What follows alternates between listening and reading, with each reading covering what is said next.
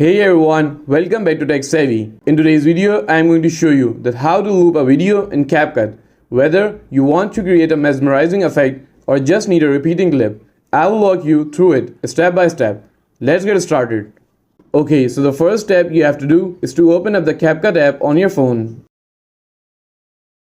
And then select the video you want to loop from your gallery. Okay, so once you have selected your video, tap on the video clip in the timeline to select it. Swipe it right and tap on the duplicate option. And now you have to make sure that you have selected the duplicated clip. And now you have to swipe right at the bottom. And now tap on reverse. It will take a few seconds. And once your clip is reversed, you have to select your original clip again. And once you select it, swipe right at the bottom. Now you have to make sure that the first clip will be your original clip, and the second will be the reversed clip, and the third will be the duplicated clip. And now you can preview it.